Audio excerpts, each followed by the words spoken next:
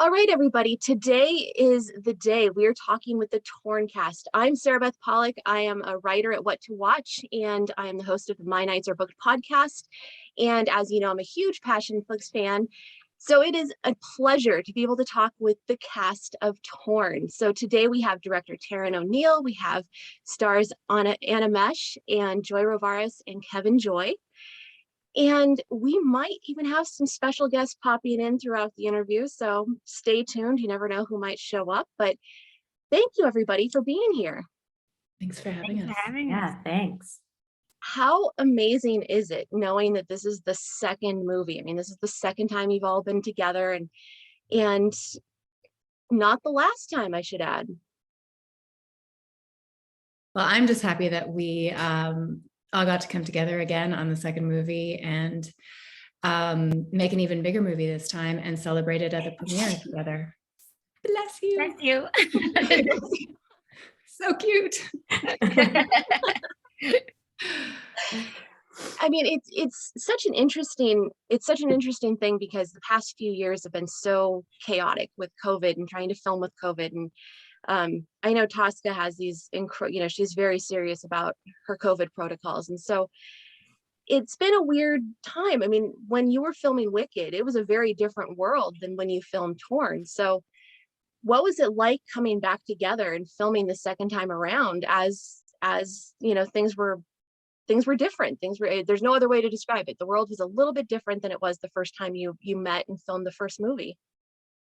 I think the second movie was a lot easier with the COVID thing because we'd already done it for 2 years. We were like, all right, I know the protocols. I know what I should and shouldn't be doing.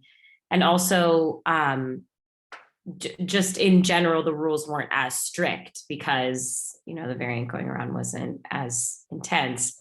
But on the first one, it was really everyone trying to figure it out and follow the rules, but also follow common sense. I think Liam and I, one day, we had like a ton of making out to do. And we were making out all morning. And then it was time for lunch. And we sat next to each other for lunch. And the COVID compliance officer came up and she was like, guys, 6 feet apart. And we were like, what? We like been making out for the past 6 hours. I think that we probably have each other's germs now. I think the second one was more relaxed and easier to navigate. We had vaccine. Yeah. Oh yeah. Yeah. And all being vaccinated definitely helped. I have to say that when I watched the screener, and I've had it for a couple of days now, so I was able to kind of sit with it and watch it. I won't tell you how many times I've watched it, but I've watched it more than once. I will tell you that. And what I loved, you know, I mean, I absolutely, and Taryn knows this because we talked about the first movie, but I loved Wicked, and I loved this entry into paranormal for Passionflix. I mean, it's everything about this movie is new and exciting. It's something Passionflix hasn't done before. So you're all on the forefront of this new type of movie coming into Passionflix. But what I loved about Torn is that you all seemed so comfortable in your roles. Like, not to say that you weren't in the first movie, but it just felt so seamless. Like, it didn't seem like time had passed, but it seemed like you were even more into your characters than you were before. And it just you could feel the passage of time, but you couldn't see it, if that makes sense. Mm. What was it like getting back into those roles? I mean, like what you know, obviously some time has passed. So what did you bring with you from the first movie to take into the second movie? I'll start. I wasn't in the first, you know, I was in the first one kind of at the end of it, right? So I didn't have all that much, and kind of, it was a weird experience, because I kind of flew back and forth a couple of times and shot these scenes. So I didn't, as much as I had done my prep for it and stuff, I didn't have like tons to dive into for that one because it was such a quick kind of introduction at the end. So I actually had a lot of fun on this one, really getting to dive into the script and into the character and like feel like I could bring him full-fleshed more throughout this. So I probably had a little bit of a different experience than everybody else who was on the first one, since I came in at the end, but it was great. It was so fun to come back for the second one and just have everybody be ready to play and bring the characters back. Yeah. And for me, it was kind of the opposite, where I was like there all the time for the first one, and then I kind of popped in and out for the second one. But coming back after already knowing, everyone, like I know how Taryn works, I know how Anna works, I know how, even Kevin, because I had scenes with him last time too. I know how everyone works, and then I know how Taryn runs a crew. So even though it wasn't the same crew, I kind of knew what to expect. And then Val kind of takes like this journey, which I always love when my characters have a bit of an arc. And so I think a large part of probably it seeming seamless is that we all knew each other in real life by then. And then we, like, going through all the COVID stuff, it's almost like trauma bonding. So we kind of went through all of that together and learned all that together. So I think by the time the second one came, it was like a sigh of relief. Okay, now we can just work and be, so for me, that's what it was, I think. And let me just add on the end that they're all pros. So there's seamless acting work because they are really talented professionals. So that's what, actors do. And especially when you get to build on top of work that you've already done, it lives in your bones, in yourself. Like once you've created a character, it doesn't really ever leave you. And so then once you reapproach the character with new material, it just kind of builds on top of what you already have. Right. Which is such a gift, because you don't always get to go back to those characters, even though they're always with you. So it's always like a little actor gift to be able to go and expand on her more, That's true. And to kind of piggyback on that, I do have to say, Joy and Kevin, that it was so interesting because Joy, in the first movie, Val is our girl. Like she's our friend. And to have to learn to not like you as much in the second movie was difficult, but you made it. I mean, it's kind of a strange thing to say, but you made it very easy because it was very convincing that you were no longer on our side. And it really shined through. And Kevin, we're not supposed to like the prince, but damn it, we like the prince, like there's something to that. I mean, there's something really magical about these characters that you can kind of fall in and out of love with them and still and still appreciate what they're doing, even if it's not on the side that you want them to be on. But that's a testament to both of you and to the performances. Oh, thank you so much. Thank you. I appreciate that. I remember actually, Taryn, I remember when we were talking for the first film that we had talked about, because the prince is a little bit of an evil guy, a little bit of stuff going on, and you talking to me and being like, listen, I want to make sure that we can find these aspects of him that we could, relate to and grasp onto. And, there's a reason that he's doing, which I don't want to give anything away. We'll wait for the third film, but there's a reason that he's doing what he's doing.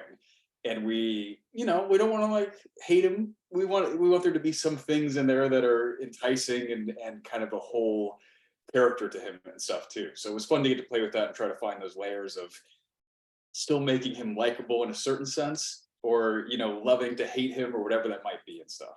So I think whenever I'm talking about a villain, I'll always bring up Hans Gruber from Die Hard. He's like the worst villain ever, but you love him because he's such a fun villain. Yeah. And so it's like, that's just an archetype I'll always share. Yeah. Greatest Christmas movie of all time. Yes. Being the villain is so fun. I mean, everyone does what they do for a reason. So you just have to understand that character's reason. And it doesn't change the fact that, Val was everyone's friend in the beginning. She's still that's still a part of her, but now her mission is different. And then that's kind of where you veer off. It's like, oh, I'm not with that mission, Val. And I'm like, oh, but yes, you can be, it's fun. Well, it was so absolutely convincing. But I think what's really fun about the second movie is that we have characters pretending to be other characters, and the interactions that have to come with those. Val is very much playing kind of the, she's kind of drawn a line in the sand, but she's still got the double agent thing going on. And then poor Ivy is thinking that she might be talking to one person but she's really not talking to that person, you know. And Liam did an amazing job, and I would love to hear if there are any stories about how he picked up on certain mannerisms. Kevin, did you coach him at all on like how the prince might play Ren in certain situations? No, we didn't have like specific conversations about it, but I do remember in the first film especially, because Liam knew that was coming up for the second film, that he came and sat in on set when we had the scene with my being introduced and with Anna and with Joy, and watched, and at one point like talked to him and he's like, I'm just watching you so I can figure out like what it is that you're doing and how you're doing this, so I can keep that in mind for the next film and stuff. So yeah, so I think that he was watching along maybe and taking notes and trying to figure it out, but I thought that he crushed it. He did a great job. Yeah, he did a really good job with that. No, absolutely, absolutely. Anna, you had to deal with a lot in this movie. There was a lot going on. There's these incredible battle sequences. There's a lot of making out, as you've said. There's making out with kind of multiple people. There's Tink's sudden revelation that was kind of huge in more ways than one. And then, you know, you spend part of the time chained to this bed, and then there's like there's all this stuff. I mean, what Ivy's going through a whole thing in this second movie. Yeah, she is. She's going through it. I struggled with finding her because she's so strong. And in the first one, you really see that strength. But in the second one, you see a lot of her weakness because she's like chained by the neck, you know. It's really uncomfortable for her. And so there were moments where I felt like, am I getting this right? Like, this just feels so different from the first Ivy, but it's because it is different from the first Ivy. She's going through something that, you know, would knock anyone off their feet. And I had a really fun time with it. I mean, Taryn was very good at guiding me emotionally, like figuring out what is showing too much weakness for Ivy or what is showing too much strength for this moment for Ivy. So that really helped. And then jumping back in with Liam is just easy. We're, you know, good friends and we always have a good time working together. And then finally being able to work with Andrew, because the whole time he's just off camera, you know, when he's small and he's feeding me my lines. And then when he's in front of the green screen, I'm feeding him his lines, but we never actually get to look at each other. So it was fun to do that for the first time. Oh, I can imagine.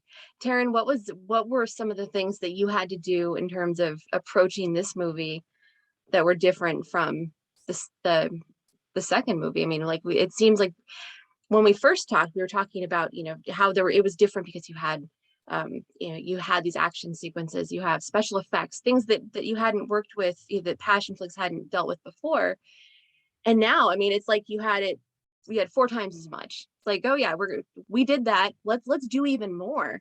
And we'll throw in all of these really complex emotions and these stories that are very, you know, very deeply personal for these characters. I mean, what was that like for you? And what was your kind of game plan for bringing this movie together? I was going to say, you just nailed it, all the differences and the challenges. I think the first foremost challenge was the tone. It's tonally a lot darker. And it took me a long time to wrap my head around how I wanted to capture the feeling of Ivy being kidnapped and imprisoned and, you know, maintaining her strength, but showing the danger and not having it gratuitous or just, you know, it can all, those kind of chain around the neck. I had a problem with it for a bit to try to figure out how I was going to film it. And I had conversations with Tosca about this too. And she's like, oh yeah, that's tough. Let's figure this out. This needs to like be empowering for women.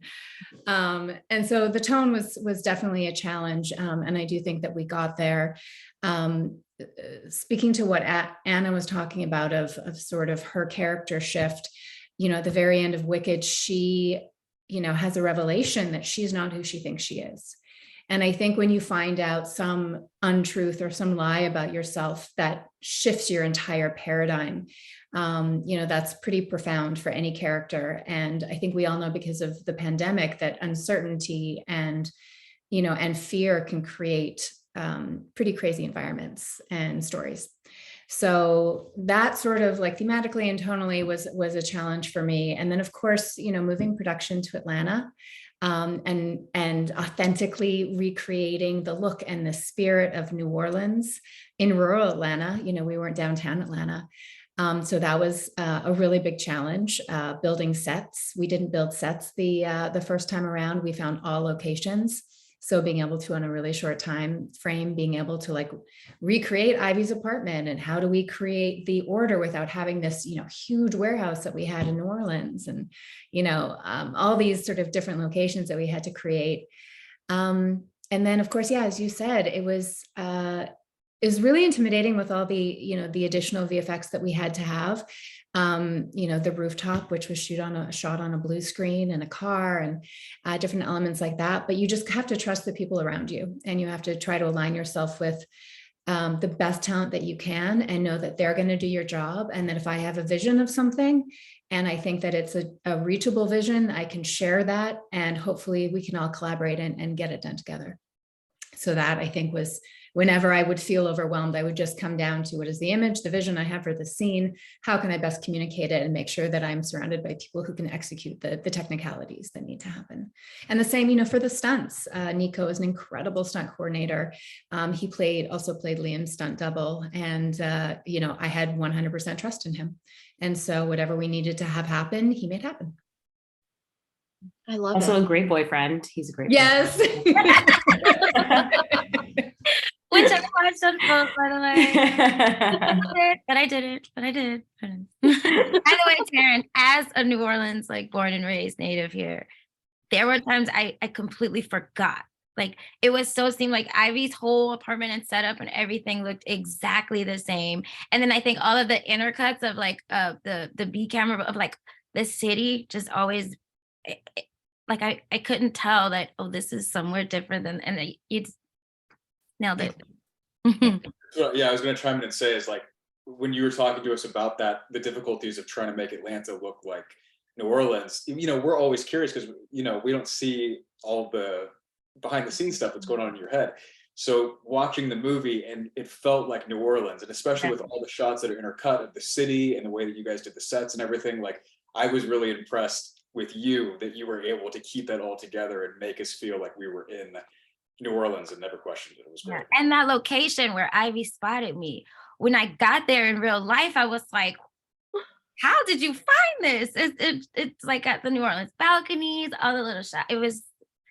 I'm so happy. Thanks. That was literally the one New Orleans balcony besides this other town where the originals is shot. And yeah. We didn't get that. So I was very happy that town, I suddenly forgetting their name, I apologize, but they were so helpful and kind. So. Well, I'll share a little secret with you. I had this conversation after PassionCon. I told Allie, because we were talking after PassionCon about, like, where should the next one be? As if I have anything to do with it. But I just, I felt like we were having a conversation. I said, I think you should have it in San Diego, which is where I am, where I live, native San Diegan. I said, I think you should have it in San Diego, because you can have it downtown. And then as an added bonus for Passionistas, you can actually film this one scene that's in the third book on, like, while PassionCon is happening. And then we can all be extras in it. And it would be so cool, because then the whole Torn cast would be there, and it would be just so much fun to have it. She's like, yeah, I don't think Tosca wants to stay on the West Coast, but that's a really good idea. Gasland is right there. Like, you have to. And the mansion, in La Jolla, and that too.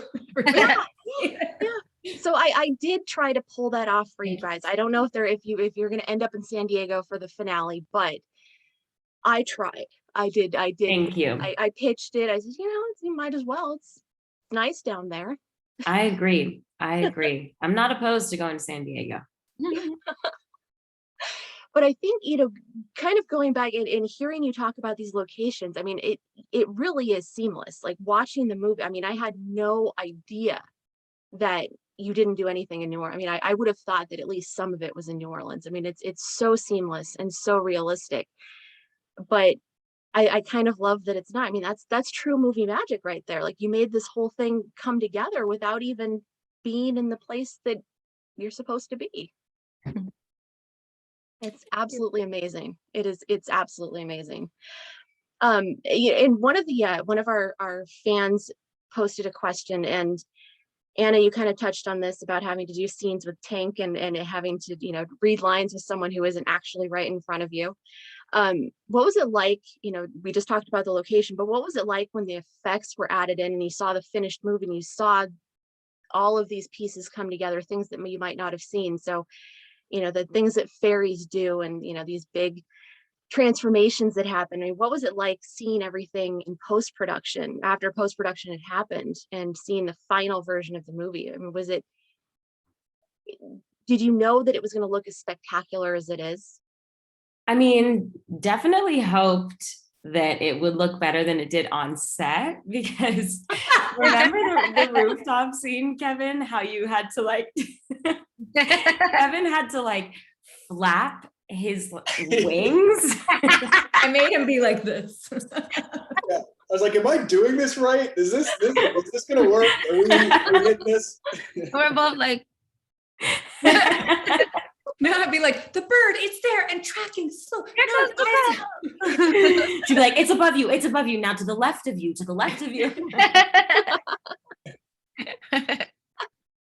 Well, So speaking of animals, pleasantly surprised that it looked really great on screen, because on set, of course, it never feels normal.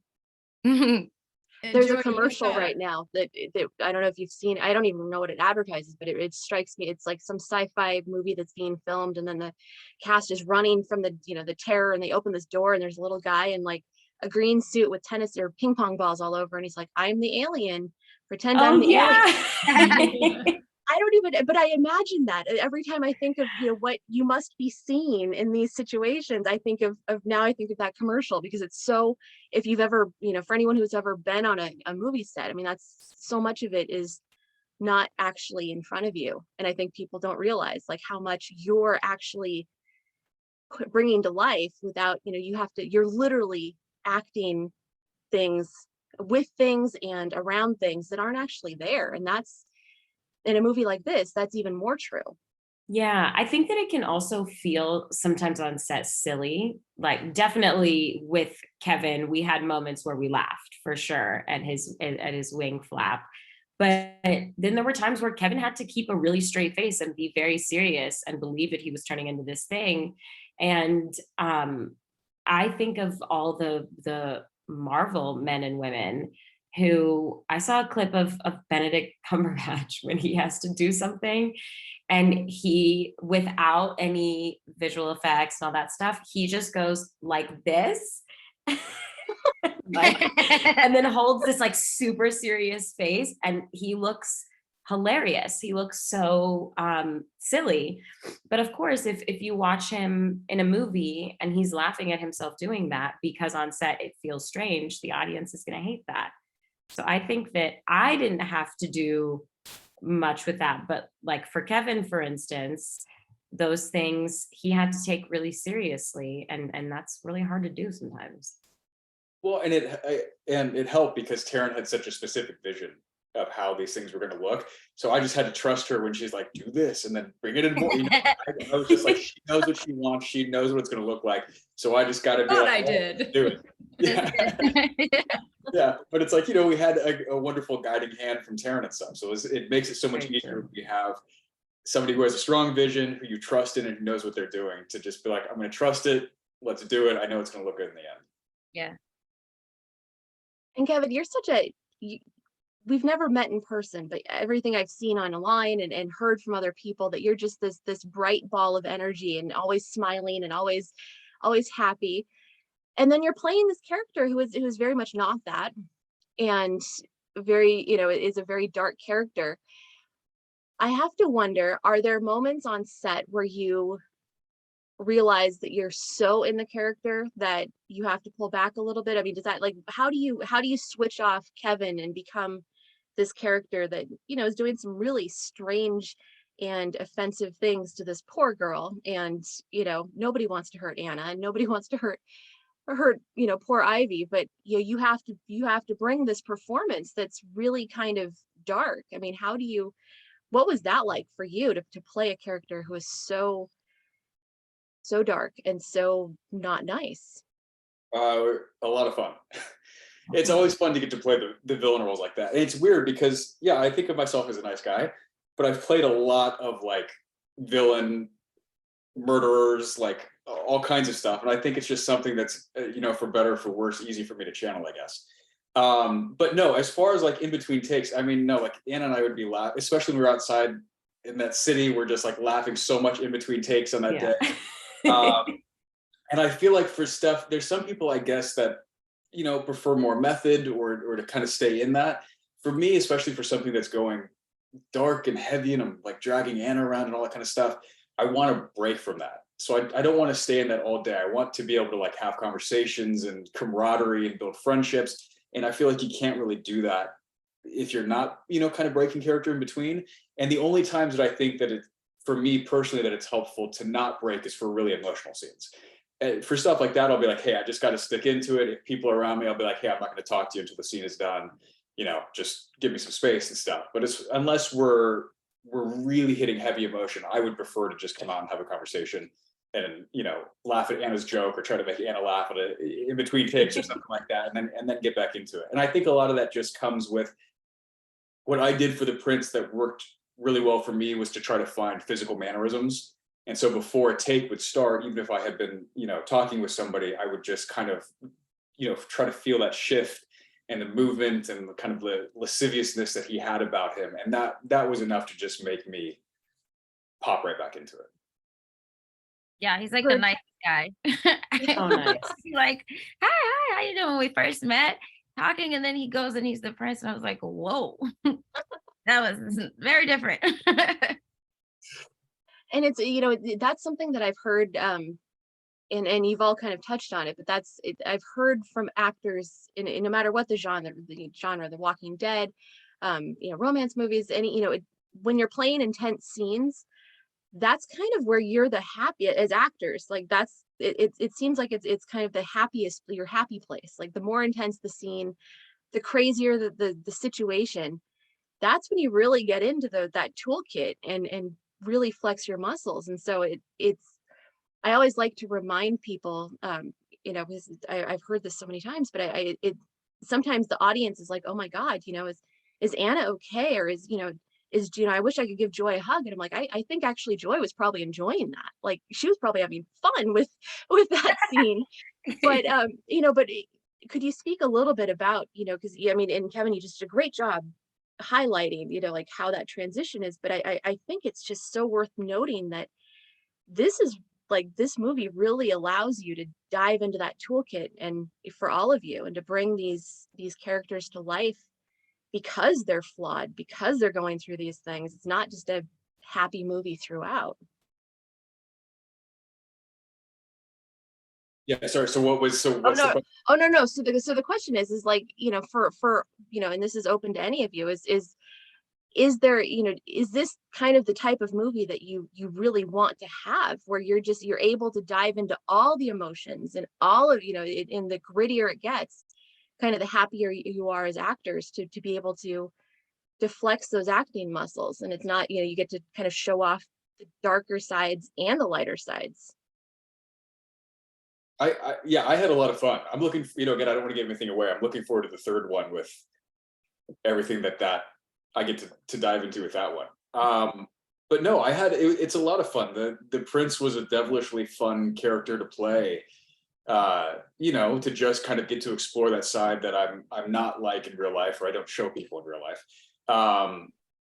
You know, and I had so many of my scenes, of course, are with Anna, and I had so much fun with her because she's such a strong person and playing a strong character that to have like all these defiant moments going back and forth between like the prince who's used to getting everything that he wants and people being scared, and then Ivy standing up to him and just giving him a bunch of crap all the time and not listening to him was really fun to kind of, I feel like we found a really fun playfulness that existed within that wasn't just like, you know, everyone's mad and upset.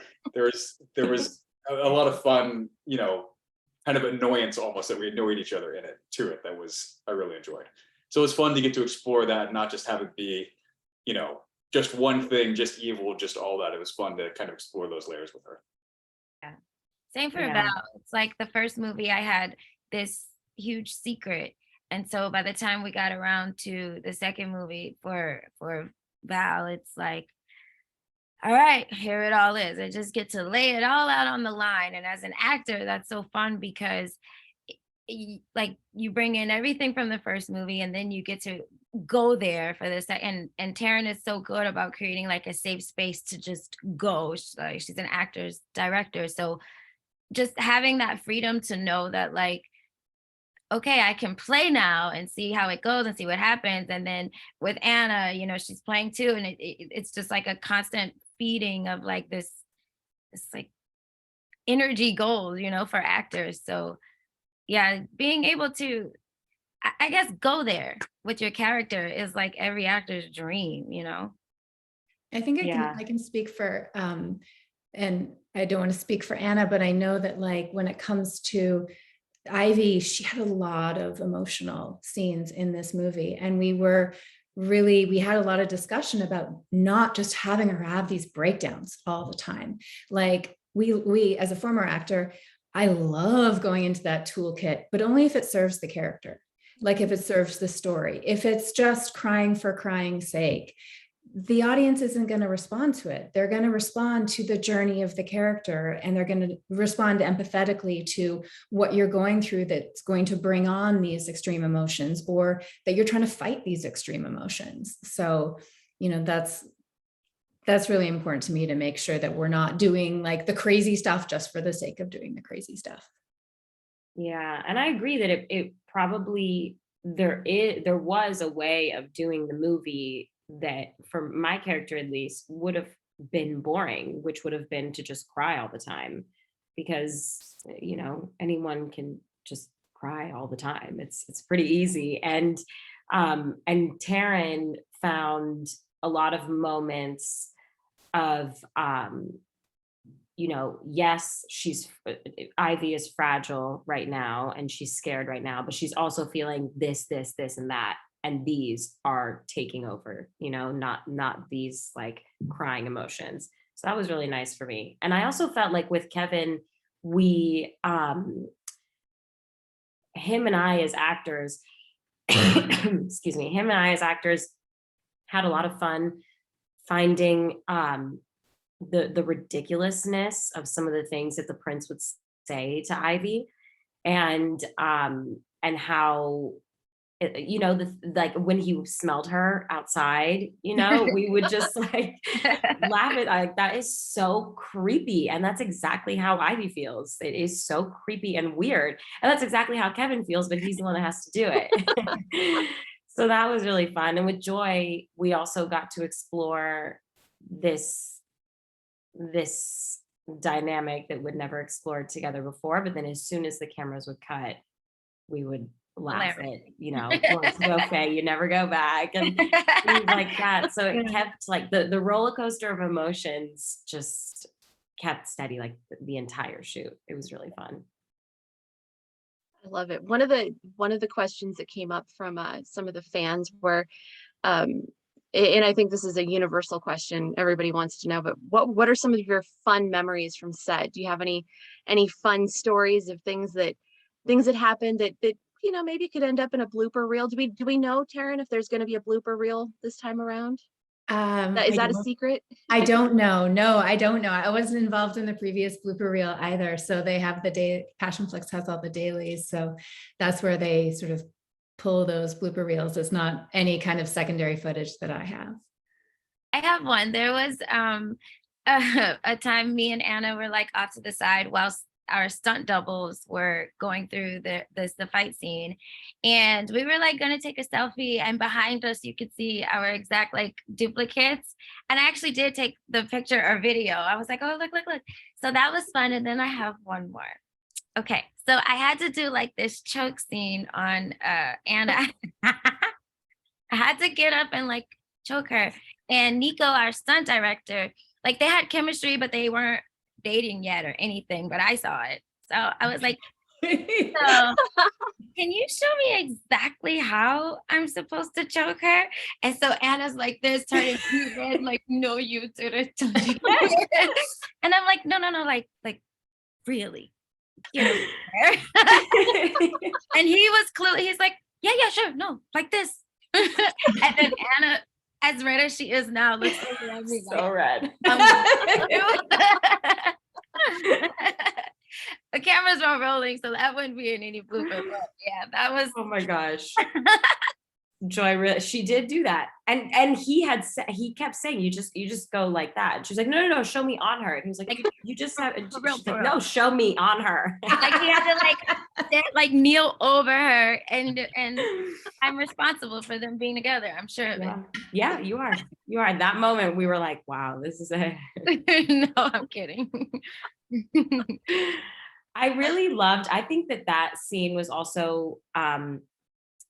For like any bloopers, that scene would be really funny because our stunt doubles worked so hard, and then we would come in like at the very end of a punch, and we would look like we just did all the things that they did, and would do like a little reaction and then go into the scene. Mm-hmm. So actually we had it very easy, that scene. I felt like we were just smooth sailing. And then with Kevin, I really liked it wouldn't be in the bloopers because it wasn't caught on camera also, but I don't even remember what the joke was, Kevin, but we like had this joke. Do you remember?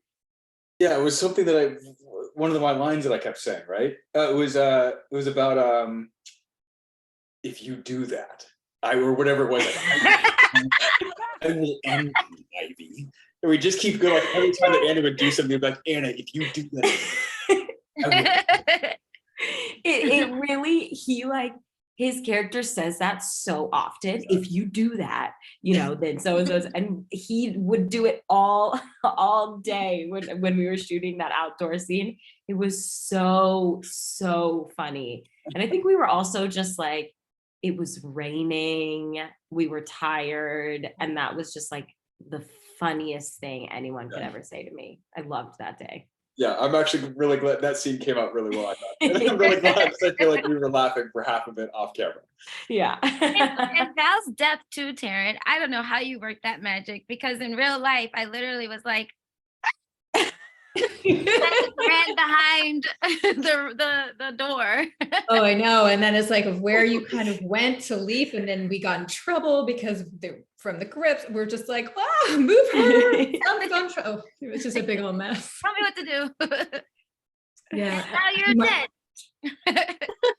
For lines, it's in post-production, I was working really closely with Margie, Goodspeed Fashion Flicks, and we would always say the line, "We're a member of the elite. We know everything." We would just say it like over and over again, because he would always just say, Liam would always be like, "I'm a member of the elite. I know everything. I know everything."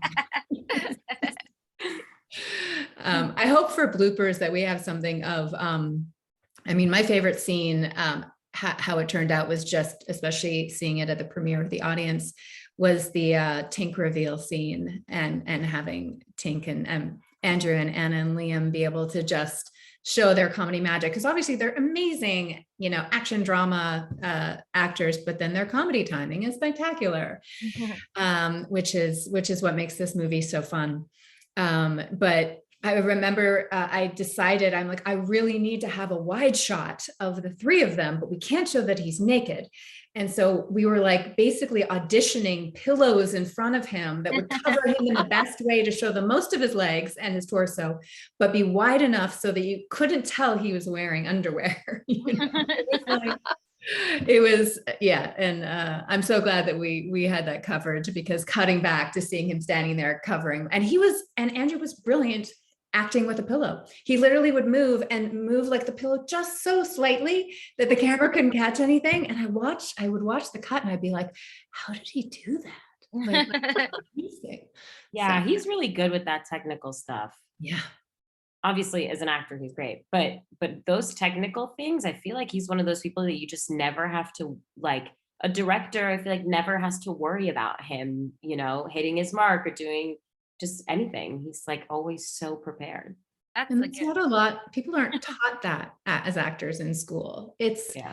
you know, I know I wasn't taught that as an actor. And it's like, it's such a pleasure being able to have all you guys on set because, you know, half of it is that I'm delivering an emotional scene, but to an eye line and not to another human being. You know, it's like, imagine somebody coming out who's never, you know, been taught that before. And they're like, what do you mean? I can't connect with the other actor? No, there's a tennis ball you get to connect with, you know?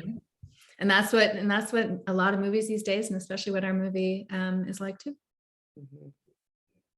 What was it like being, I mean, just to kind of continue that thought, because obviously this was a big moment to have a full-sized Andrew on set, and it just, you know, all of the scenes that he was in are just lovely, but it had to kind of shift the dynamic a little bit because for so long he wasn't there, and then for him to suddenly be there, I mean, that it felt so, again, it felt so natural. It felt like he'd been there the whole time, but it was fun to see, you know, as an audience member, it was fun to see all of a sudden he's just there. Like, oh yeah, now he's like this real person. I mean, that must have been fun for him to be able to fully engage in the scenes the way he wasn't able to before.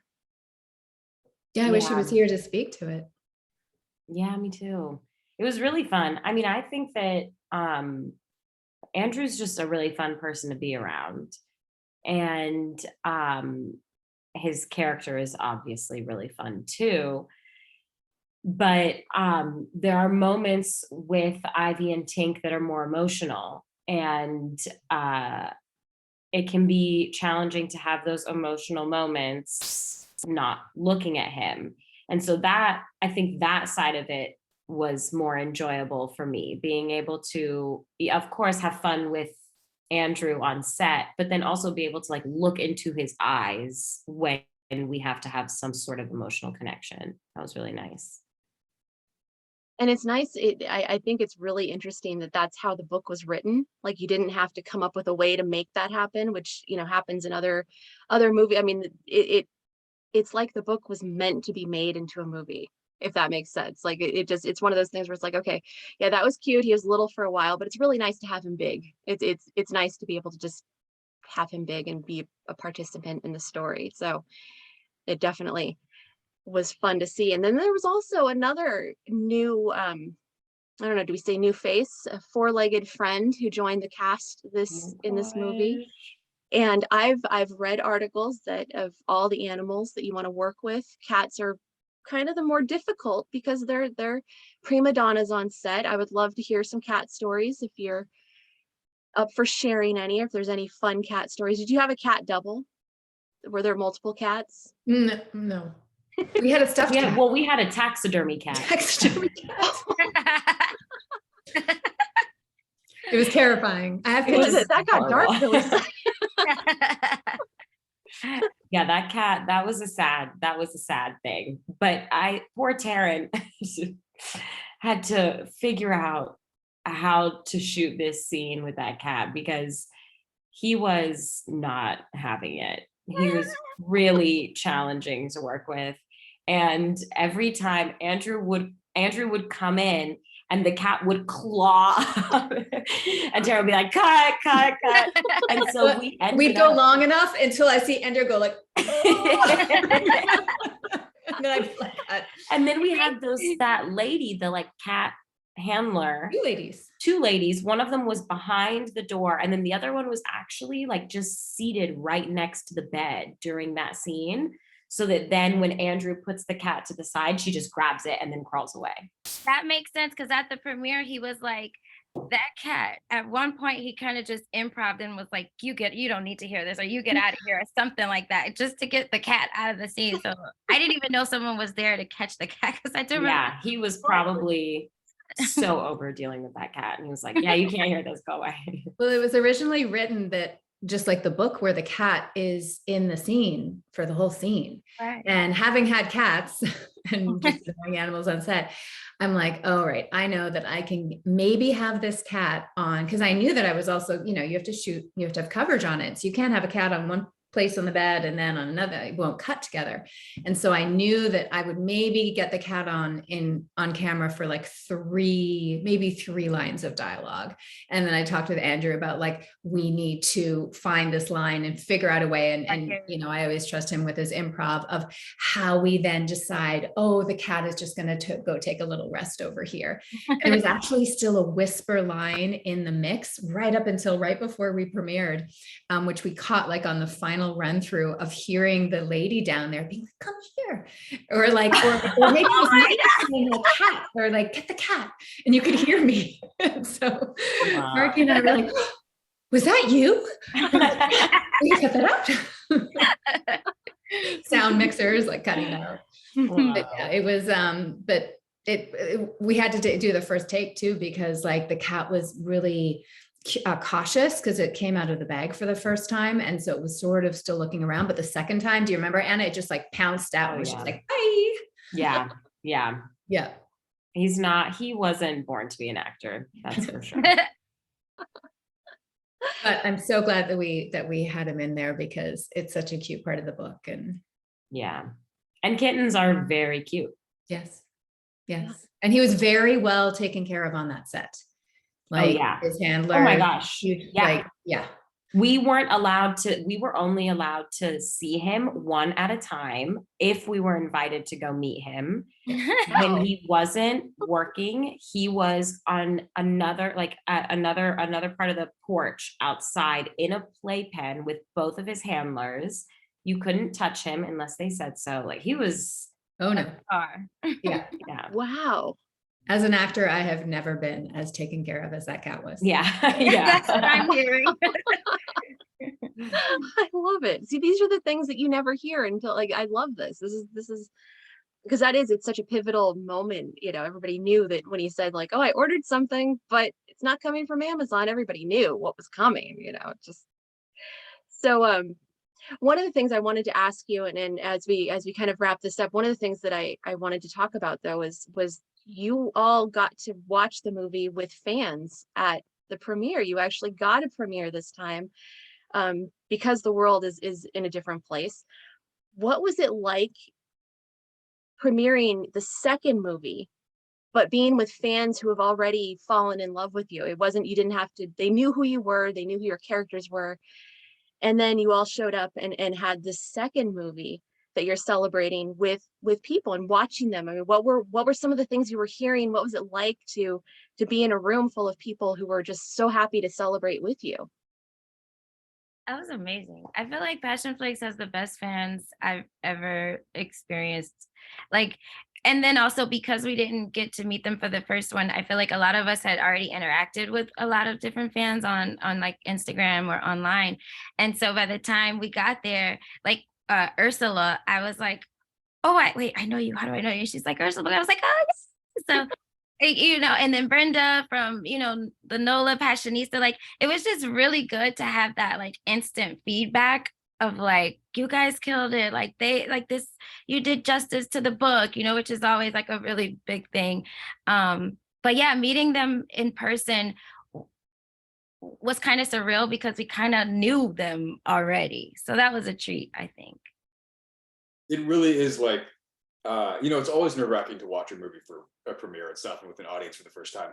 But this is like, the Passion Flix family is the most like supportive group of fans of all time. And I love being a part of it because they're just wonderful. And it's so fun to watch it with all of them and hear, like, especially like the fight scenes and like Tink, when Tink got, they like all these like kind of pivotal moments of the book and hearing all the reactions from everybody.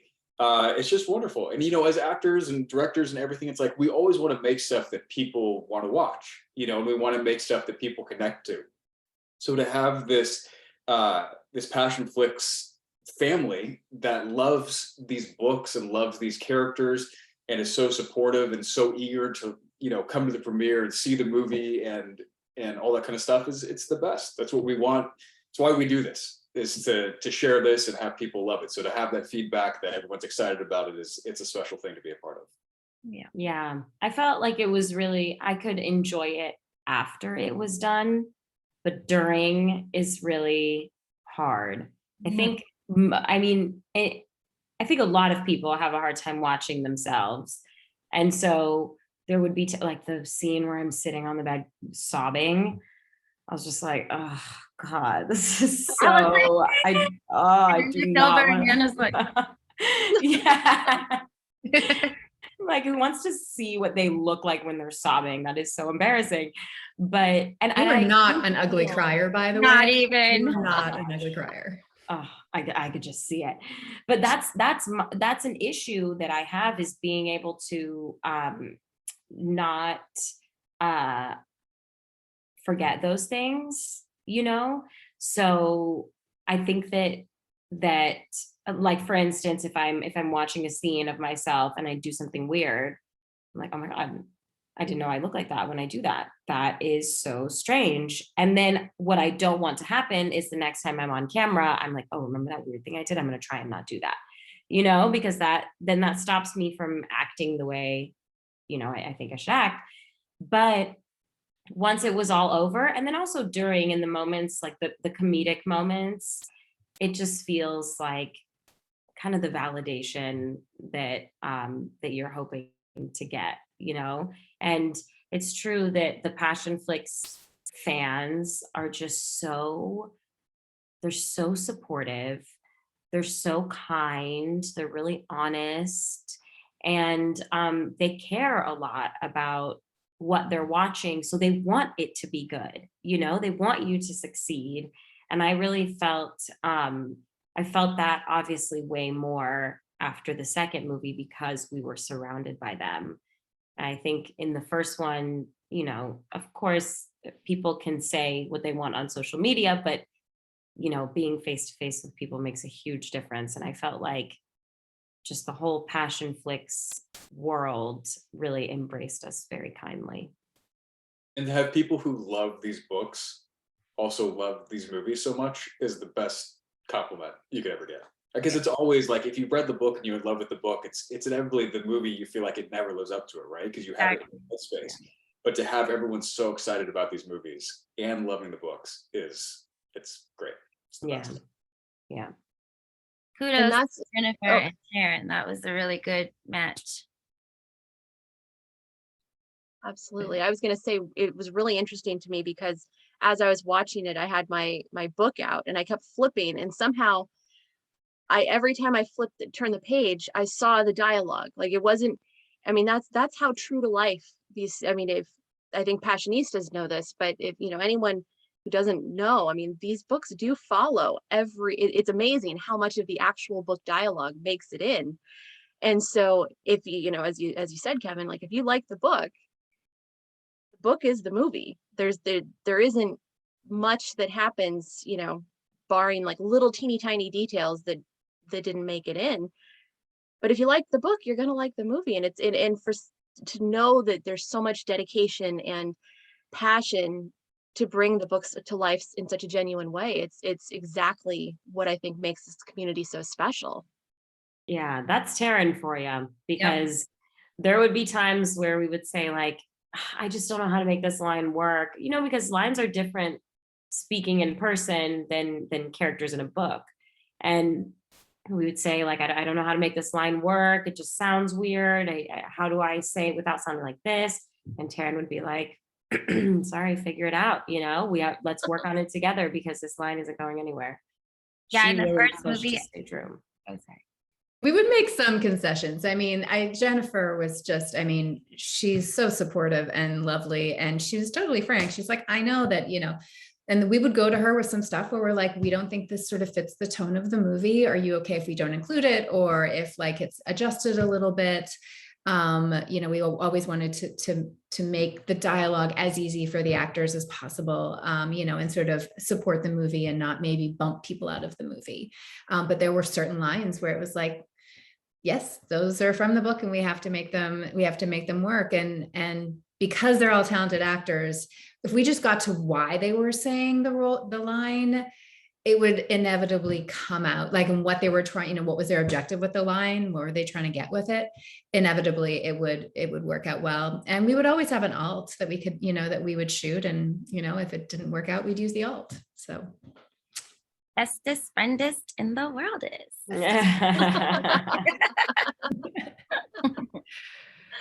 Well, this has been so much fun. This conversation has been so much fun, but I do want to ask one more thing. And this is a question that I receive time and time again, because there's this little thing at the end of the movie indicating that there will be a third movie.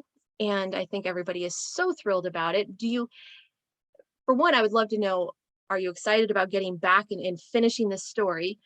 And also, is there any indication of, will it be soon? Like, is there a script? Like, is there anything you can share about the third movie as we, now that we've just gotten the second one and can't wait for the next one? I can say that I have no intel or any tidbits to be able to share whatsoever. I mean, I do know that, the powers that be in Tosca have always been very passionate about, the 3 books, and all the actors are sort of on the train for the 3 books. So as soon, oh no, not you, but I'm resurrecting you. I'm resurrecting you, Joy. Flashbacks. We have to have flashbacks. Oh, yeah. I wonder if Jennifer would let them put that in. Yes, I have no information. I don't know if Anna or Kevin do. I'm off to write a script for somebody right now. I don't have anything I can share, but I'm looking forward to it. I'm looking forward to all getting back together and stuff and making the third one. And especially for my character, I'm excited about the arc that he goes through and all that. So yeah, I can't wait. Yeah, same. I also don't have any information, but I'm really excited. Like it's really special to be able to go back to these characters, but it's even more special to be able to go back with the actors, and with the director, and hopefully if we do it here in Atlanta with some of the same crew, because they were all amazing too. Yeah. I love that. And as a fan and as a viewer, I mean, there's nothing better than knowing that the third movie at least is coming, even if you don't know when, because there's nothing like, when it's like, you don't want to invest in something or really get, it's like, you don't want to get excited yet because you don't know if it'll, will we actually see X, Y, and Z moments with the prince, or will we see this happen with Ivy, and you don't want to get excited. So when I saw that, I was like, this is okay, good.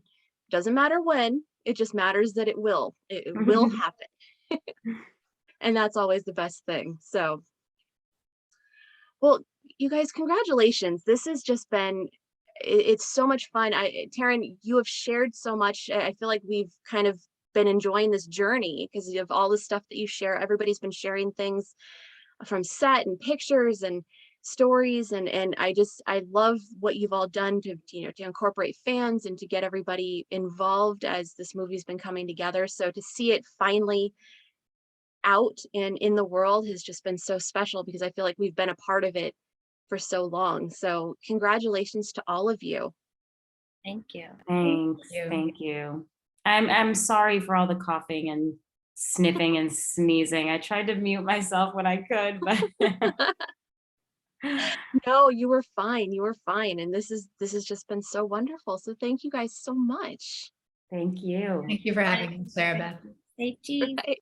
Cheese. Take a screen capture.